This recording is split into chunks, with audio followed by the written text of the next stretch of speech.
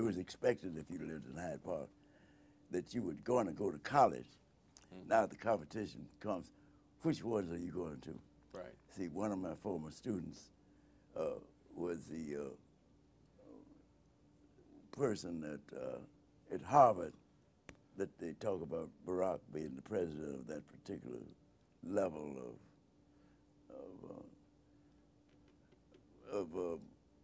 oh, my son went to Phillips Andover. Oh, Andover. Yeah, went right. to Phillips Andover. So that was like Barack Obama. That didn't surprise anyone. Right. That the kids who like that, they would talk about going to college, which one? Right. And that was even among people like when they kicked Jeff Ford out, if they'd let Jeff Ford stay in that school and be controlled by the males, he would have been a leader and a scholar. Yeah, Jeff Ford, who was the head of the Blackstone Rangers. Blackstone Rangers. It was used by the university to do what they wanted to do, and to clear the land. And so the factor of education became important. So that meant that folk like me and my family, when I was a kid, they couldn't get into schools where the middle class blacks or whites were. So you get a concentration of the second migration poverty and lack of opportunity. Mm-hmm. And the reduction of resources. Willis was to do that, and he created another thing called the Willis wagons, which even when the school was on double shift and overcrowded, they would be, we called them the Willis wagons. And those were temporary classrooms. Yeah, temporary classrooms, assumption being that eventually, DuSable was created before Daley for that kind of thing to contain the classroom. But there was a different kind of population that was going to go from Phillips to DuSable in my generation than the ones which were coming. Mm-hmm. So the good teachers began to leave. The old school we called behavior problems became bigger and stronger. And teachers like Miss Herrick could no longer stand that kind of thing, and Dad could not just call anybody, get out of my class, son of a bitch, and have the kids bragging to get back into class. And these problems were concentrated in certain schools. Certain schools, that's right. So what was the movement like to try so to... that we were getting to protest that kind of thing, right, and go to court to decide. I was a plaintiff in one of those suits, desegregate. And now, who handled that lawsuit? Do you remember? Len Dupre. Mm-hmm. And along with those partners of his that would be my brother's law firm, or my brother's partnership in the law firm, McCoy, Ming, and Black, who had been very instrumental in helping King on a gratis basis. Now, were you a teacher at the time? What were... I became a teacher in '54. I had been in social work before then. Social worker, then a teacher. So now the schools have become the center of all this conflict. You're a teacher. Did you feel a sense of threat to your job or conflict yourself being involved in this? Well, that with those, this is a contradiction too. Guys like me and Saul Minnels and others, they wanted us out of the system. Mm-hmm. And with Ben Willis and their machine connections, they thought that they could get people like us out. Mm-hmm. So when my name came up for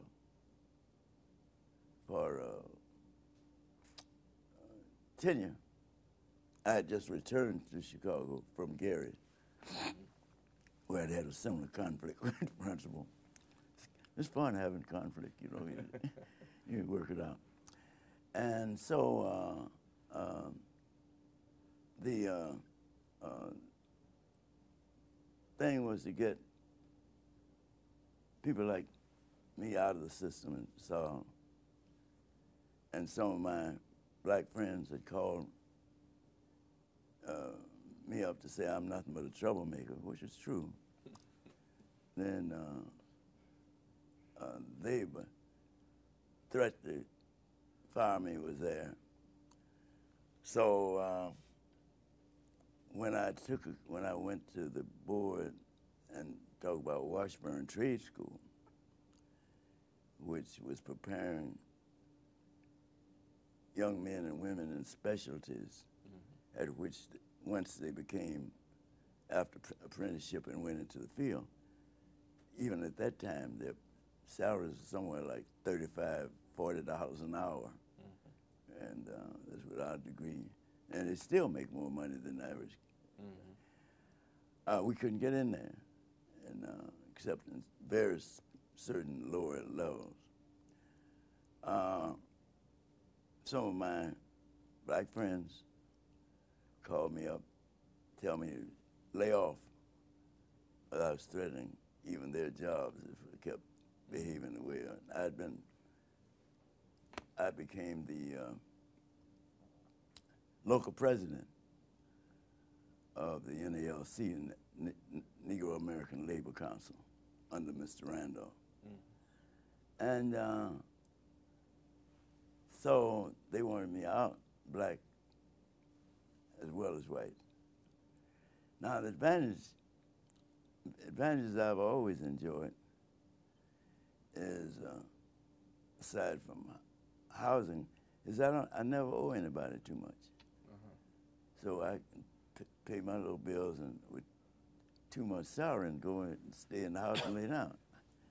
So the threat to me has to be on another level rather than threat you're gonna cut my, and then again, it's a little arrogant maybe, but I never worried about a job because if you fire me here, I'm going over there and get a job. That's the reason I survived in the Army, because my skills at distribution of the supplies were hard to replace. So even though my commanding officer didn't like me, he had to tolerate me because he needed me. And I say to a lot of young people, make yourself irreplaceable. Then you can make it.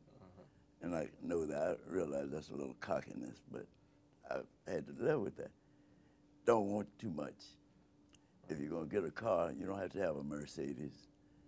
You can get to where you're going with a much cheaper car. Right. So I've been fairly lucky in Frugium. So those people trying to get me fired, Claude Holman went to the superintendent, that's Willis, to get rid of me. That was when I was up for tenure. Right. And the person who took him on, I understand, was a friend of my brother's, and his son was a friend of my daughter's. And, you know, we were companions, Ralph Metcalf. And Ralph took on Holman in that discussion on what you're going to do about Tim Black. Now, I wasn't there, but this is what I heard from other sources. And once that law was broken, then I could be free to behave and say in the public schools. I teach a course in American history when I was teaching at Farragut, I think, one of the schools, one on the north side, all dominantly white. Their mission, without them talking about it, was get rid of this nigger. And I say, pardon my vulgarity, to myself, which I've said to myself, even among all black, you don't know who you fucking with. Go ahead with my job. And pretty soon I have kids clustering around me. I get calls from all over the world. 50 years later, kids, my former students who are now retirees and now children, how am I doing? And then injecting me with some of their ideas and thoughts. And so the getting rid of me was relatively impossible when, unless you're going to close the joint. First people that I always made friends with when I was teaching would be the janitor, you know, the people who took care of the business, and then the kids. So when I was at Farragut, and the superintendent, Willis again, had told the principal to get rid of me. Now, Farragut at that time was a neighborhood, was Pilsen, a little village, a dominantly Eastern European working class. Right. And when I had a black civil rights worker that Bennett had asked me to help raise some money, and he came in and talked. I would have my class, every class I had would have a class elected leader, and one day a week they would have the class to themselves, and I'd just be a student in that classroom. So when this leader came, when this young person who had been in SNCC came, and he was asked to, Bennett wanted me to have him come over to Farragut.